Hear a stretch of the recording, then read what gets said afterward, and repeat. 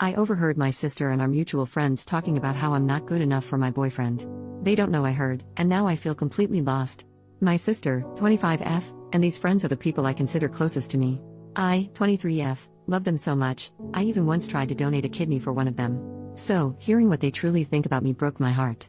My boyfriend, 25M, is an amazing person. He's kind, funny, incredibly smart, and honestly looks like a model. He's also asexual, which has never been an issue between us. We've worked through it together, and he's open about it with everyone, which I fully support.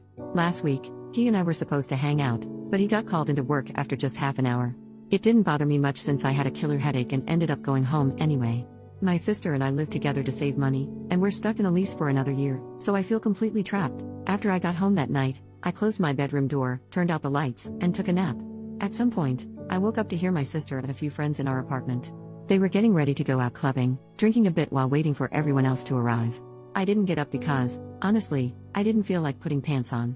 Then, they started talking about me, and unfortunately curiosity got the better of me.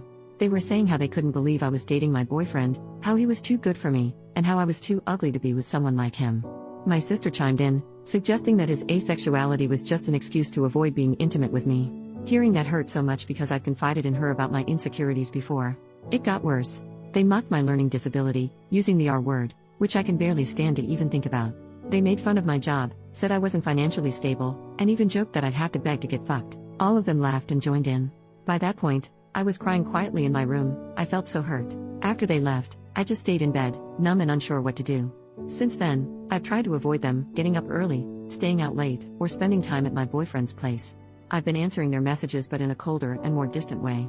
I know I need to talk to them, even if it's just to say goodbye. But right now, I feel too ashamed and hurt to even open my mouth. My boyfriend has noticed something's wrong and he's worried, but I can't shake off what they said. Even though I know my boyfriend really is asexual and cares for me, their words have made me feel like I'm not worthy of being with him. My sister has always been my best friend. I've shared with her how insecure I feel, how I sometimes feel too ugly and stupid to deserve him. I even showed her our messages and confided in her about his asexuality. The fact that she could say these things behind my back and that none of my friends stood up for me, it hurts more than I can put into words. I don't know what to do. Maybe I could break the lease, even though it would be expensive.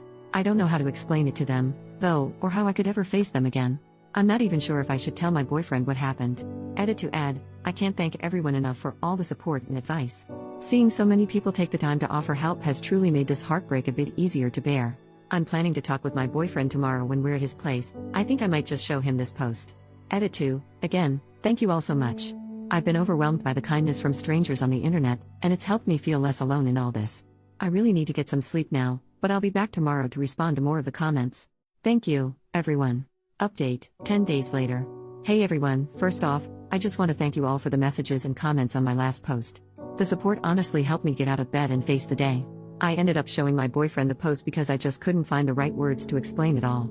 He was sad and disappointed, but as an asexual person, he's dealt with his fair share of ignorance and harsh comments, so he understood. Mostly, he felt angry on my behalf and agreed with a lot of the advice, especially that I should confront my sister. We decided a letter would be the best way since I often write letters for different occasions, and it felt less confrontational but still meaningful. Writing it was one of the hardest things I've ever done. I kept it simple and direct, telling her I'd overheard what she and our friends said about me.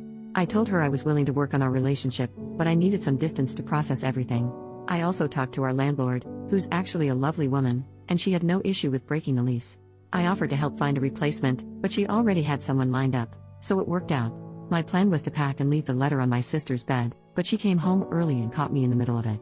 I decided to just go for it and told her outright that I'd overheard everything they said about me, that I wasn't good enough, the names they called me. At first, she tried to deny it, but I wasn't having any of that. Then she tried to downplay it, saying I was overreacting, but I just looked at her, not saying a word. Eventually, she apologized and started crying, and for a moment I thought we might actually work things out. But then she shifted, making it all about her. Here were her main points. I just can't understand how hard it is to be pretty, no joke. I don't get how she feels because I'm used to not being the best. It's not fair that I get to date a gorgeous guy who's out of my league while she's single. She feels embarrassed when we go out, and people assume my boyfriend is hers, not mine. She knows asexuality isn't real and thinks we're just doing this for attention. I just froze. I wish I had something to say, but I was too stunned to speak. She then said she needed to go out to recover from our traumatic conversation and left. I just finished packing, left the letter on her bed, and moved out.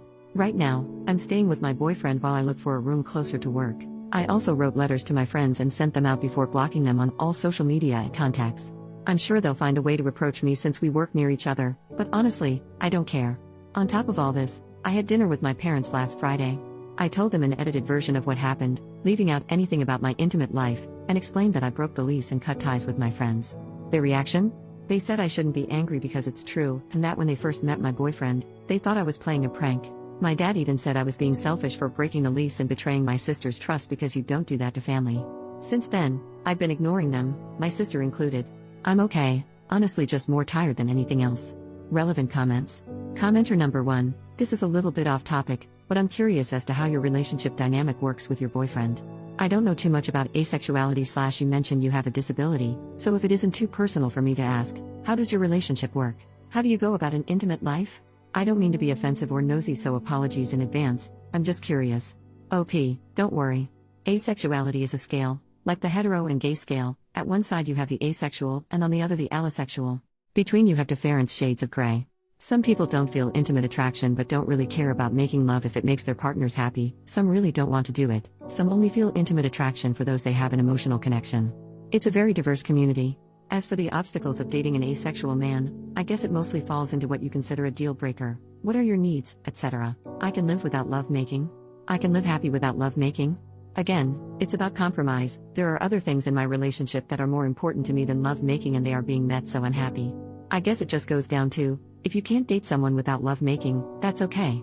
If you can, that's okay too. The only wrong thing is to start shitting rules.